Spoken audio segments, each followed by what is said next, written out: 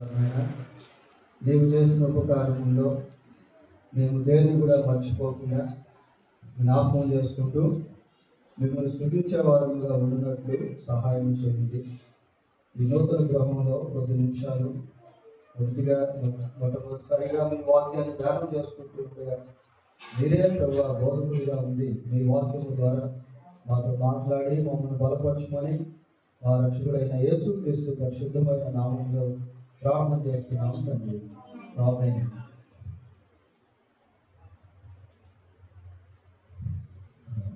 చాలా సంతోషం.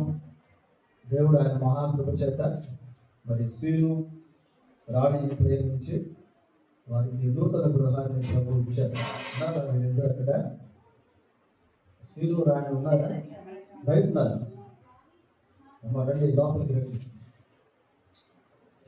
ఈ అనాస్పూర్ గ్రామంలో గత అనేక సంవత్సరాలుగా ఈ కుటుంబం నివాసం ఉంటూ వచ్చింది.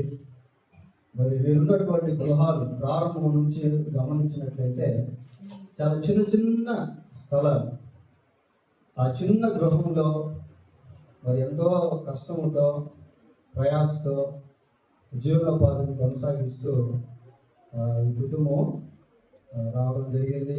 మరి ఎన్నో గృహాల్లో వీరు నివాసం ఉంటూ వచ్చారు. అయితే ఒక గృహంలో చేరినప్పుడు ఒకసారి క్రిస్మస్ కూడికి పెట్టాం. క్రిస్మస్ కూడికి పెట్టాము లేదా పక్కన రోజే ఖాళీ చేయించారు. అట్లాంటి రిస్ట్రిక్షన్ అన్నమాట. అయితే ఇంక వీళ్ళకి ఏ రిస్ట్రిక్షన్స్ ఉండవు. ఎందుకు? ఇది సొంత గృహము కాబట్టి ఎన్ని మీటింగ్స్ అయినా పెట్టుకోవచ్చు, ఎన్ని కార్యక్రమాలైనా కలిగి ఉండొచ్చు. చుట్టుపక్కల ఉన్నటువంటి వాళ్ళు కూడా మరి ఎటువంటి అబ్జెక్షన్స్ అనేవి లేవు. దేవుని మహాకృప చేత దేవుడు ఎటువంటి స్వేచ్ఛను ఈ నూతన గృహాన్ని దేవుడు ఇచ్చినందుకై మొదటిగా దేవుడికి స్తోత్రాలు చెల్లిస్తున్నాం. ఈ కుటుంబానికి ప్రభు యేసుక్రీస్తు నామములో అభివందనాలు తెలియజేస్తా ఉన్నాం. సరే, ఈ గృహప్రవేశ కార్యక్రమంలో మనం 5 వాక్య భాగాలను ఇందాక చదువుకుంటూ వచ్చాం. ఈ 5 వాక్య భాగాల్లో ఉండే ఈ సందేశాన్ని మనం వినబోతూ ఉన్నాం.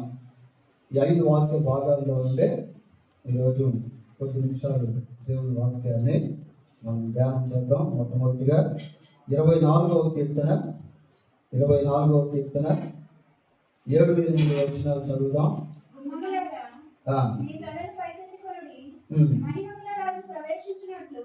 పురాతనమైన తలుపులారా మిమ్మల్ని లేవనెత్తుకొనుడి. మహిమగల ఈ రాజు ఎవడు? బలశౌర్యము గల యెహోవా, యుద్ధశూరుడైన యెహోవా. చాలు. ఇక్కడ ఇందాక మనం 24వ కీర్తన 7 నుంచి 10వ వచనం వరకు అక్కడ చదువుకున్నాం. గుమ్మములారా మీ తలలు పైకెత్తుకొనుడి. మహిమగల రాజు ప్రవేశించినట్లు ఏం చేయాలట? పురాతనమైన ఇక్కడ ఈ వచన భాగాన్ని గమనిస్తున్నప్పుడు ఇక్కడ తలుపులను గురించి, గుమ్మములను గురించి పదాలు మనకు కనిపిస్తూ ఉన్నాయి. దీంతో మనం నేర్చుకోవాల్సింది ఏంటి అని అంటే, దేవుణ్ణి మన గృహంలోనికి ఆహ్వానించడం. ఆయన ఎవరు అంటే బలశౌర్యము గల దేవుడు, మహిమ గల రాజు, బలశూరుడైన యెహోవా. కాబట్టి అటువంటి దేవుణ్ణి మన గృహంలో ఆహ్వానించడం అనేటువంటిది చాలా ప్రాముఖ్యము. దేవుడు మన గృహాల్లోకి వచ్చినప్పుడు ఆ గృహంలో దేవుని యొక్క సన్నిధిని మనం అనుభవించేటువంటి వారిగా ఉంటాం. చూడండి, ఇప్పుడు ఎవరైనా ఒక ప్రధానమంత్రి కానీ, ముఖ్యమంత్రి కానీ, లేకపోతే ఎవరైనా రాజకీయ నాయకులు వచ్చినప్పుడు లేదా ఏదైనా లీడర్స్ వచ్చినప్పుడు వాళ్ళని ఎంతో సన్మానించి సత్కరించి వాళ్ళని ఆహ్వానించేటువంటి వారిగా ఉంటారు. మరి యేసుక్రీస్తు ప్రభువును కూడా మన గృహంలో ఆహ్వానించుతా అనేటువంటిది చాలా ప్రాముఖ్యమైనది. బైబిల్లో ఒక మాట ఏమనుందంటే, నన్ను గణపరచు వారిని నేను గణపరుస్తాను అని.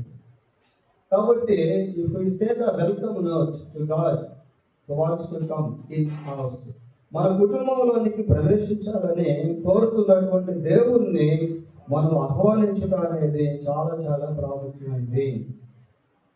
ప్రకటన గ్రంథం 3:20 యేసు ప్రభువు అంటాడు, ఇదిగో నేను తలుపు వద్ద నిల్చుండి తట్టుచున్నాను, ఎవడైనా నా స్వరము విని తలుపు తీసిన యెడల నేను మా యొద్దకు వస్తాను, మేము కలిసి భోజనము చేస్తాము.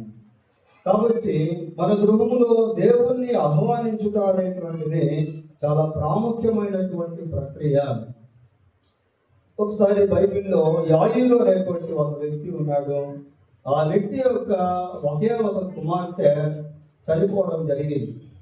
ఆ చనిపోయినటువంటి సమయంలో యాయీరు ఏం చేశాడు అంటే యేసుక్రీస్తు ప్రభువును తన ఇంటికి తీసుకుని వెళ్ళాడు. చూడ వాక్య భాగం మత్తయి సువార్త 10వ అధ్యాయము 23వ వచనం నుంచి చదువుతున్నాం. 23 10వ అధ్యాయం 23 మత్తయి సువార్త 10వ అధ్యాయము యాయీరు పోర్షన్ చూడండి అక్కడ 9వ అధ్యాయమా 9వ అధ్యాయం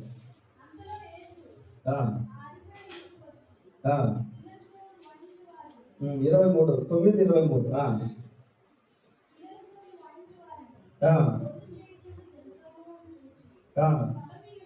స్థలమీయుడి ప్రభు ఏమంటున్నాడు? స్థలమీయుడి అంటున్నాడు. మరి యాయీరు యొక్క కుటుంబంలో పరిస్థితి ఎలా ఉంది అంటే తనకున్నటువంటి ఒకే ఒక కుమార్తె చనిపోయింది. ప్రభు ఆ గృహానికి వెళ్ళినటువంటి సమయంలో అనేక మంది అక్కడ ఏడుస్తూ ఉన్నారు, దుఃఖపడుతూ ఉన్నారు, బాధపడుతూ ఉన్నారు, రొమ్ములు కొట్టుకుంటూ గుండెలు బాదుకుంటూ ఎంతో దుఃఖంతో ఏడుస్తూ ఉన్నప్పుడు ప్రభు వెళ్ళి అక్కడ ఏమన్నాడంటే స్థలమీయుడి అన్నాడు. అప్పుడు ప్రభువును వాళ్ళు ఆహ్వానించినప్పుడు ప్రభు ఆ గృహంలోని ప్రవేశించి అక్కడ మరణించినటువంటి ఆ పాపను తిరిగి లేచాడు. చూడండి, అక్కడ మనం అదే చూస్తాం. ఏమని చదువుతుంది? వెళ్ళి ఆమె చేయి పట్టుకోగానే ఆ చిన్నది లేచను, ఈ సమాచారం ఆ దేశం అంతటా వ్యాపించింది. యేసుక్రీస్తు ఎప్పుడైతే అక్కడికి వెళ్ళాడో అక్కడ జరిగినటువంటి కార్యాన్ని బట్టి దుఃఖం అనేటువంటిది వెళ్ళిపోయింది, బాధ అనేటువంటిది వెళ్ళిపోయింది, కన్నీరు తురవబడింది. అక్కడ ఇక దుఃఖ స్వరాలు వినిపించడం లేదు. ఆ వాతావరణం అంతా ఎలా ఉందంటే చాలా సంతోషకరమైనటువంటి స్థితిలోకి మార్చిపోయింది. కాబట్టి యేసుక్రీస్తు ఏ గృహంలోకి అయితే ఆహ్వానించబడతాడో, ఏ గృహంలో అయితే ప్రభువు అడుగు పెడతాడో అక్కడ గొప్ప సంతోషం అనేటువంటిది ఉంటుంది, గొప్ప సమాధానం అనేటువంటిది ఉంటుంది, ఆనందం అనేటువంటిది ఉంటుంది. కన్నీరు ఆ గృహంలో తుడిచివేయబడేదిగా ఉంటుంది. There is no any agony, any hardship, any tears. ఎటువంటి కన్నీరు కానీ, దుఃఖము కానీ, బాధ కానీ, వేదన కానీ ఇక యాయీరు గృహంలో కనపడతాను. ఎందుకు అంటే యాయీరు తన ఇంటికి యేసుక్రీస్తు ప్రభువును తీసుకుని వెళ్ళాడు కనుక ప్రభువు అక్కడ ఉన్నాడు. కాబట్టి అక్కడ ఆ బాధ, వేదన, వ్యాధులు అన్నీ కూడా వెళ్ళిపోయి, మరణం వెళ్ళిపోయి అక్కడ గొప్ప సంతోషము, సమాధానం అనేటువంటిది కనపడటము చూస్తాం. ఇది మొదటిది. రెండవదిగా 127వ కీర్తన 1-2 వచనాలు ఒకసారి పరిశీలిద్దాం.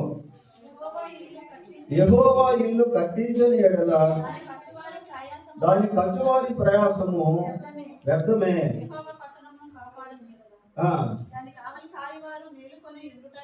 చాలు. యెహోవా ఇల్లు కట్టించని ఎడల దాని కట్టువారి ప్రయాసము వ్యర్థమే. చూడు, దేవుడు గృహాన్ని కట్టించకపోతే కట్టేటువంటి వారు ఎంత ప్రయాసపడినా అది చివరికి ఏమవుతుంది? వ్యర్థమవుతుంది.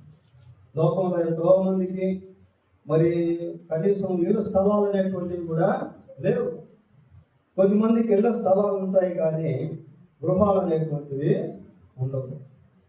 కొద్దిమంది గృహాలు కట్టుకుంటారు కానీ కంప్లీట్ చేసుకోలేరు.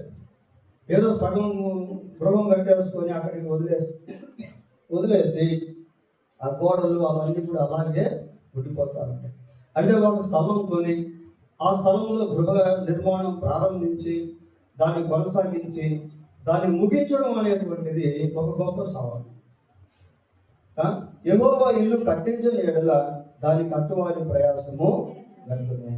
దీంట్లో మనం గుర్తుపెట్టుకోవాల్సింది ఏంటంటే దేవుడు మనకు గృహాన్ని ఇచ్చాడు అంటే మనం ఆయన పట్ల కృతజ్ఞత కలిగి జీవించాలి. ఈరోజు మనం నివసిస్తున్నటువంటి భూమి దేవునికి. 24వ కీర్తన 1వ వచనం చదవండి. 24వ కీర్తన 1వ వచనం. భూమియు దాని సంపూర్ణతయు లోకమును దాని నివాసులను యెహోవాదే. భూమి ఎవరిదట? దేవునిది ప్రియులారా. దేవుడు తన భూమిని నరులకు నివాస యోగ్యముగా ఇచ్చాడు. కాబట్టి యెహోవా ఇల్లు కట్టించాడు అంటే ఆ మేలు పొందినటువంటి వారు ఎలాగుండాలి? ఆయన పట్ల కృతజ్ఞత కలిగి, నేను కట్టాను, ఇది నా సొంత సంపాదించింది, నా జ్ఞానంతో కూడుకుని అలాగా అనుకుంటాం. దేవుని కృప చేత నేను ఈ గృహాన్ని కట్టుకున్నాను. బైబిల్లో ఒక రాజు ఉన్నాడు, ఆయన పేరు నెబుకద్నెజరు. ఆ నెబుకద్నెజరు బబులోను సామ్రాజ్యం అంతా కూడా చూసి ఏమనుకున్నాడు? ఇది నేను కట్టించింది, ఇది నాది, ఇది నాకు. ఇట్లాగా ఆ రాజు ఎంతో గర్వించాడు. చివరికి ఏమైపోయాడు రాజు? దేవుని యొక్క ఒక రకమైనటువంటి స్థితిలోనికి గంతులాగా ఆ స్థితిలోకి వెళ్ళిపోయాడు. ఆ బబులోను సామ్రాజ్యం ఆ తర్వాత సంవత్సరాల్లో మరి మాదియా పారసీక వాళ్ళు వచ్చి ఆ బబులోను సామ్రాజ్యాన్ని జయించి వారు దాన్ని స్వాధీనపరుచుకున్నారు. సరే, అది అనేది అది వేరే విషయం. అయితే మనం ఇక్కడ ఏం నేర్చుకోవాలి అంటే, దేవుడి గృహాన్ని నాకు ఇచ్చాడు, ఆ కృతజ్ఞత కలిగి దేవుని పట్ల జీవించాలి. ఇందాక పాట పాడాం కదా, నీవు చేసిన మేలులో నాకెన్నో మేలు చేసి క్రియాలి పాట.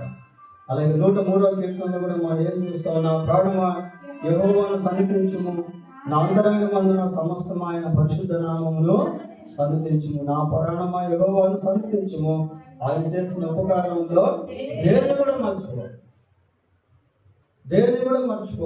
పాత స్థితి మనం ఎప్పుడు మర్చిపోకూడదు.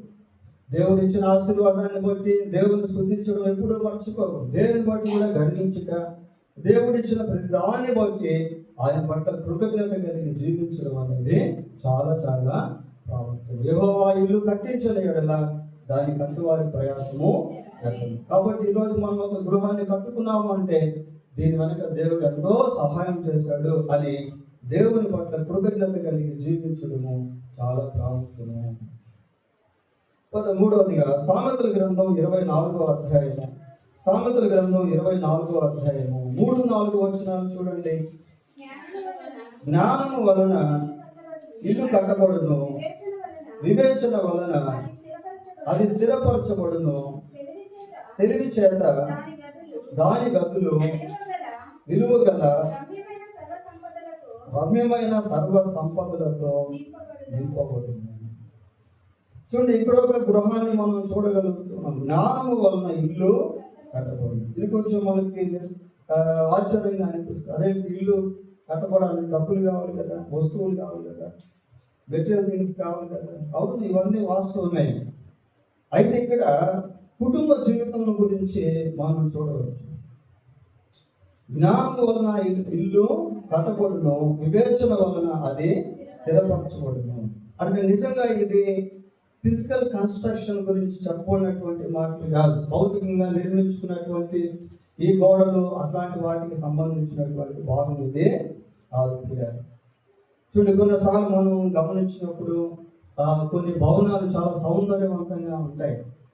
చాలా బ్యూటిఫుల్గా భవనాలను మనుషులు కట్టుకుంటారు, మార్బల్స్ వేసుకుంటారు, టైల్స్ వేసుకుంటారు, మంచి వుడన్ వర్క్ చేపిస్తారు. చక్కటి గార్డెన్ అనేటువంటిది ఉంటుంది, చక్కటి కారిడార్ అనేటువంటిది ఉంటుంది, కార్ పార్కింగ్ అనేటువంటిది ఉంటుంది, రకరకాల స్టేర్స్ అనేటువంటివి ఉంటాయి, ఇంకా రకరకాల ఫర్నిచర్ అనేటువంటిది గృహాల్లో ఉంటుంది. మంచిదే, కాదనట్లేదు. కానీ అన్నీ ఉంటాయి, కానీ కుటుంబంలో నెమ్మది ఉండదు, కుటుంబంలో సంతోషం ఉండదు, కుటుంబంలో సమాధానం ఉండదు, కుటుంబంలో ప్రేమ అనేటువంటిది ఉండదు.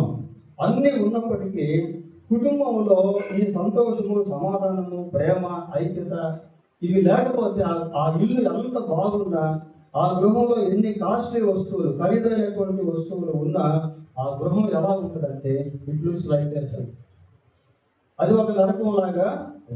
ఆ గృహంలోనే కొట్లాటలు, గొడవలు, తగ్గులు, కోర్టు కేసులు, పోలీసులు, మర్డర్స్, ఆత్మహత్యలు, ఇలాంటివన్నీ కొన్ని కుటుంబాల్లో చూస్తూ ఉంటాం.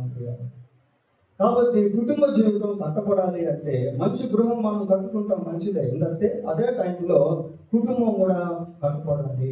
17వ అధ్యాయం సామెతల గ్రంథం 1వ వచనం చూడండి. రుచి అయిన భోజన పదార్థాలు ఉన్నాయి. చూడండి, భోజన పదార్థాలు, మంచి బిర్యానీ లేదా రుచికరమైనటువంటి భోజన పదార్థాలు ఇంట్లో ఉండవచ్చు. కలహముతో కూడి ఉన్న ఇంట్లో నుండుట కంటే నెమ్మది కలిగి చాలు. రుచి అయిన భోజన పదార్థములు ఉన్నను కలహముతో కూడి ఉన్న ఇంట ఉండుట కంటే. రుచి అయిన భోజన పదార్థాలు ఉన్నాయి, అదే సమయంలో ఆ ఇంట్లో ఏముంది? కలహం అంటే ఇంక నెమ్మది అనేది ఉండదు. భోజనం ఎంతో బాగుండొచ్చు కానీ కుటుంబ కలహాలు, కుటుంబ సమస్యలు, కుటుంబంలో గొడవలు ఇలా ఉన్నప్పుడు ఏమవుతుందంటే ఆ కుటుంబంలో నెమ్మది అనేటువంటిది ఉండదు. కాబట్టి ఇల్లు కట్టబడాలంటే ఏం కావాలంట? జ్ఞానం కావాలి. కుటుంబ జీవితం కట్టబడాలి అంటే జ్ఞానం కావాలి. జ్ఞానవంతురాలు తన ఇల్లు కట్టును, మూఢురాలు తన చేతులతో తన ఇల్లును ఊడదు. కాబట్టి దేవుడు ఇచ్చినటువంటి ఆ గృహంలో ఒక కుటుంబం చక్కగా కట్టబడాలి అంటే జ్ఞానం అనేటువంటిది చాలా చాలా అవసరము. ఆ జ్ఞానముతో కట్టబడినటువంటి కుటుంబాలు ఎలా ఉంటాయి అంటే అక్కడ ఒక వర్ణన మనం చూస్తా ఉన్నాం. సామెతల గ్రంథం 24వ అధ్యాయంలో 3-4 వచనాలు ఏమని చెప్తున్నాయి?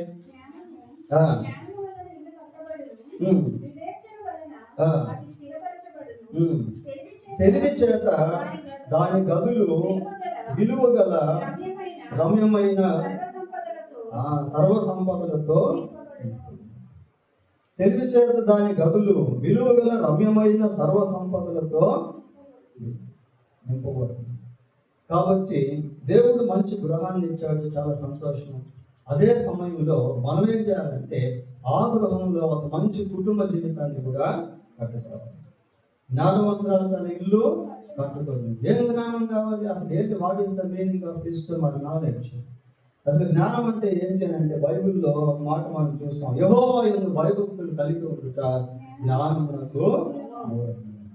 కాబట్టి దేవుని యందు భయభక్తులు కలిగి ఉంటే ఆ కుటుంబం ఎలా ఉంటుంది, ఆ భార్య భర్తలు ఎలా ఉంటారు, ఆ పిల్లలు ఎలా ఉంటారు అని మనం ఆలోచిస్తే చూడండి. 128వ కీర్తన 128వ కీర్తన మొదటి 3 వచనాలు చదవండి.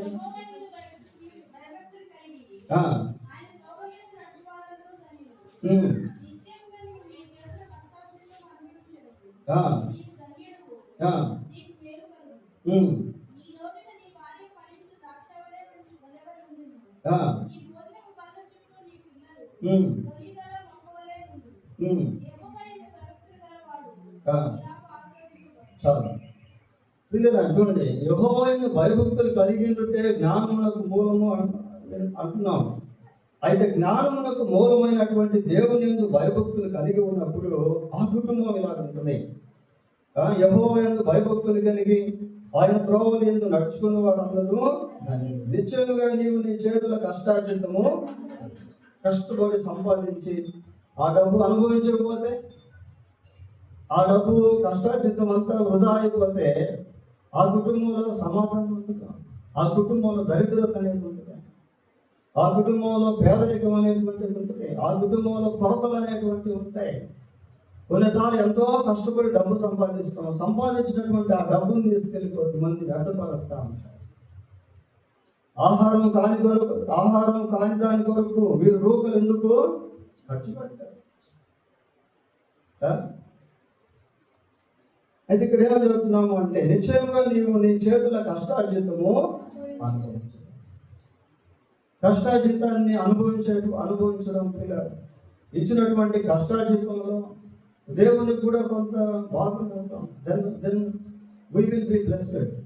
అప్పుడు ఇంకా ఎంతో ఆశీర్వదించబడేటువంటి వారంగా అది కూడా కృతజ్ఞత లాంటిదే.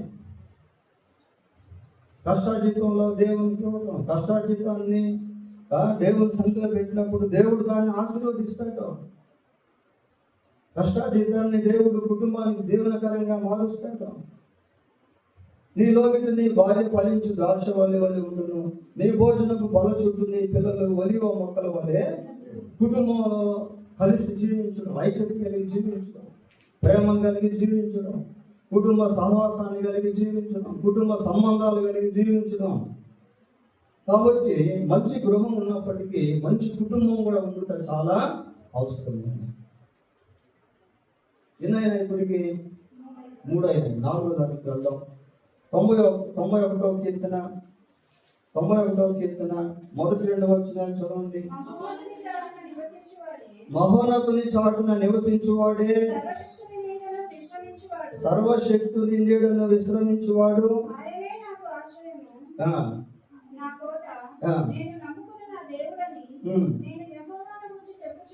చాలు.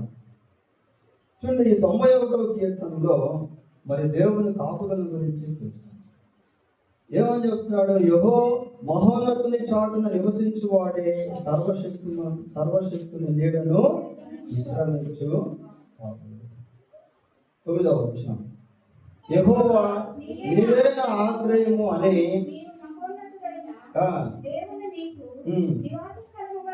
ఇప్పుడు ఇక్కడ నివాస స్థలం ఎవరట? దేవుడు ప్రియట. యెహోవా నీవే నా ఆశ్రయము అని నీవు మహోన్నతుడైన దేవుణ్ణి నీకు నివాస స్థలముగా చేసుకొని. కాబట్టి దేవుణ్ణి నివాస స్థలముగా చేసుకోవడం, మహోన్నతుడైన దేవుణ్ణి నివాస స్థలంగా చేసుకున్నప్పుడు మరి దేవుని యొక్క కాపుదలను మనం అనుభవించే వారంగా. 5వ వచనం కదా ఉంది, రాత్రి వేళ కలుగు భయముకైనను,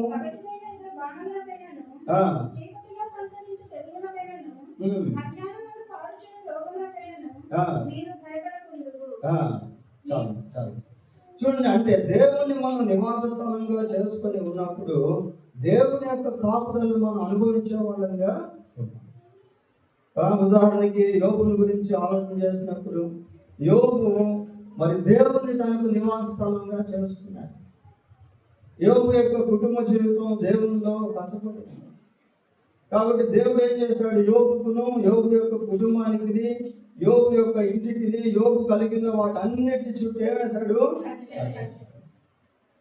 అలా ఉన్న దేవుని యొక్క ఫెన్సింగ్ అనేది మనం అనుభవించే వారిగా ఉంటాం. 10వ వచనం చదవండి. నీకు అపాయమేమీ రాదు, ఏ తెగులును నీ గుడారమును, ఏ తెగులు కూడా నీ గుడారము సమీపించు, ఏ తెగులు కూడా నీ గుడారాన్ని సమీపించుకో. ఎందుకు అంటే నీవు మహోన్నతుడైనటువంటి దేవుణ్ణి నీకు నివాస స్థలముగా చేసుకున్నావు. So making God as our dwelling places. మన నివాస స్థలముగా దేవుణ్ణి చేసుకొని జీవిస్తూ ఉన్నప్పుడు అక్కడ దేవుని యొక్క కాపుదలను మనం అనుభవించాలి.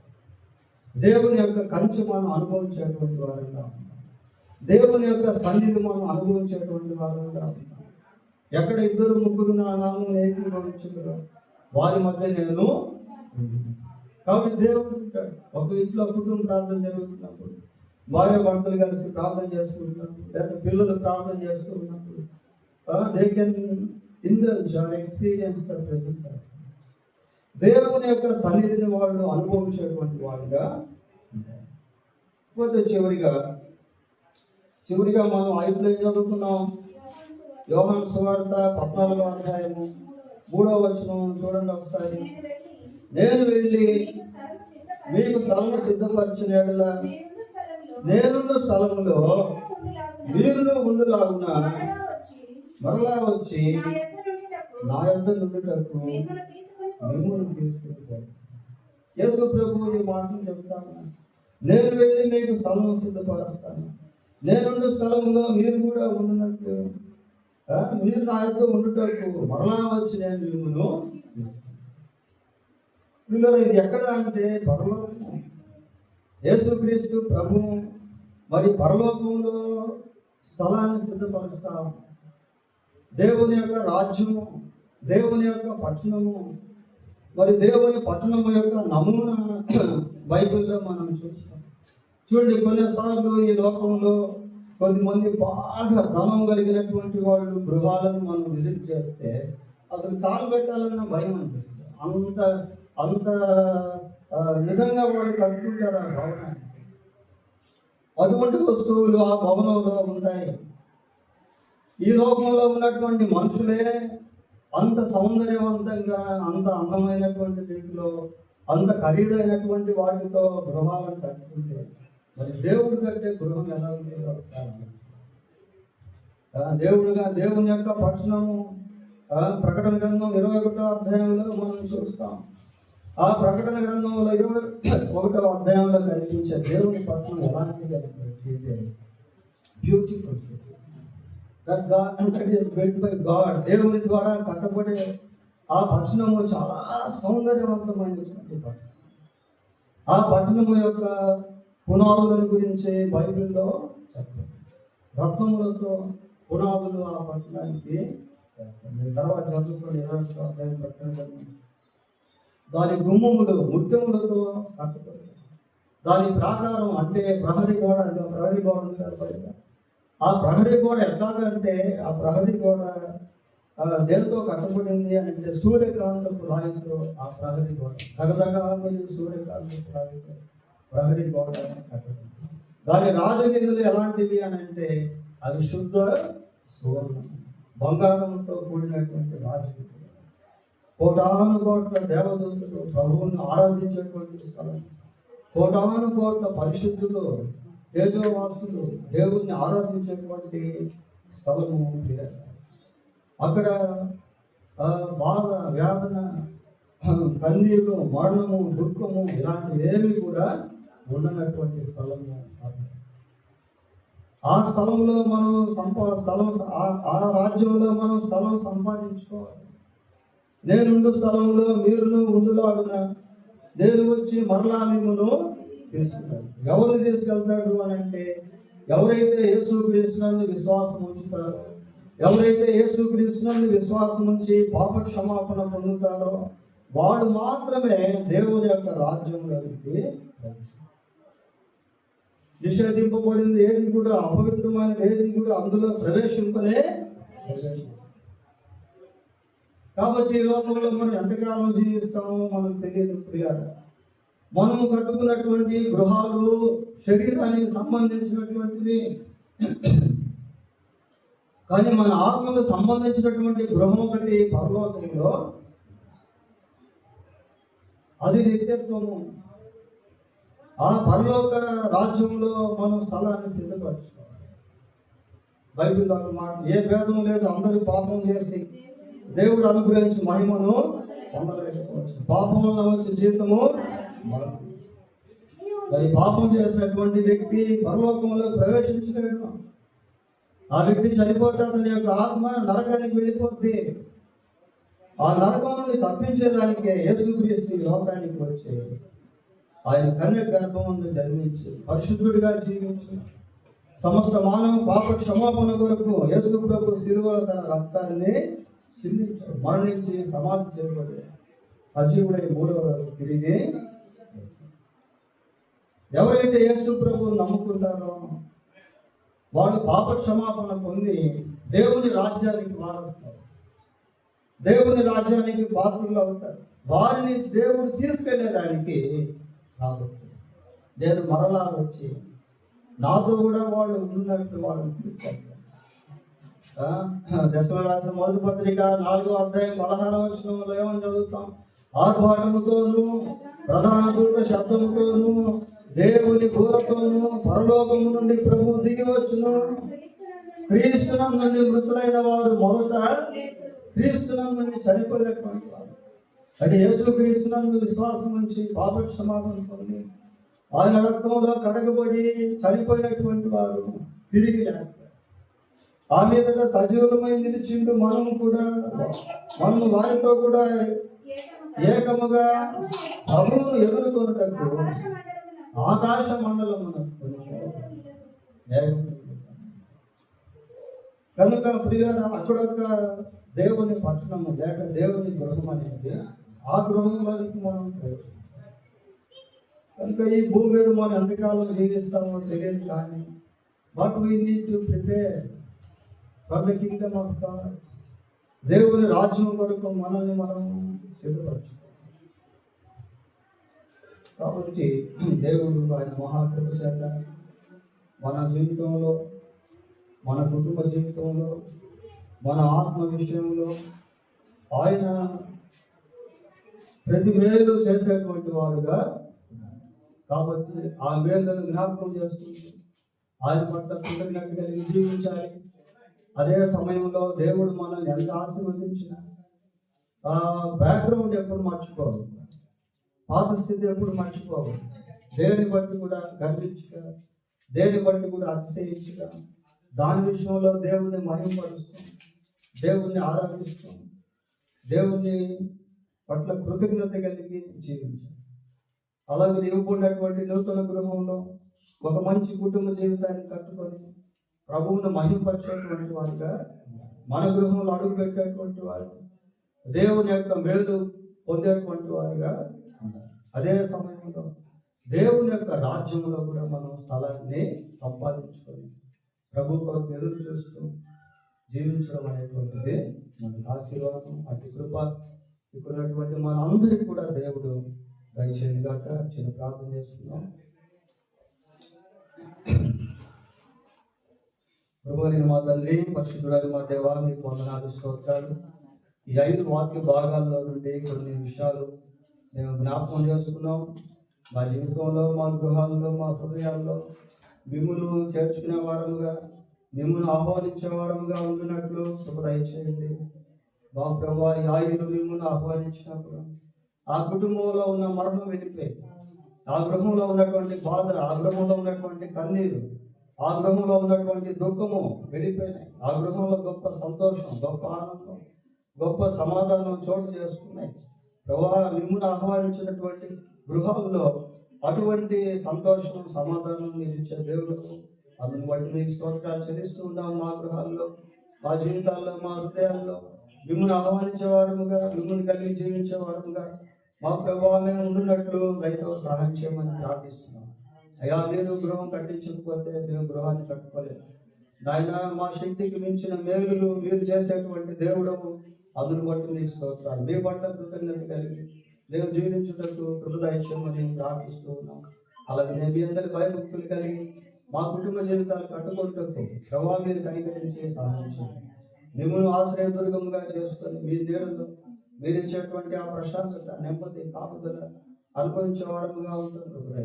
మా కొరకు పరలోకముల స్థలాన్ని మీరు సిద్ధపరుస్తున్నారు ప్రభావ. మీరు త్వరగా రాబోతూ ఉన్నారు కనుక మా గుడి పరలోకం వైపు కూడా పెట్టుకోగలుగుటకు సహాయం చేయండి. మీ సన్నిధి మాకు తోడుగా ఉంచండి.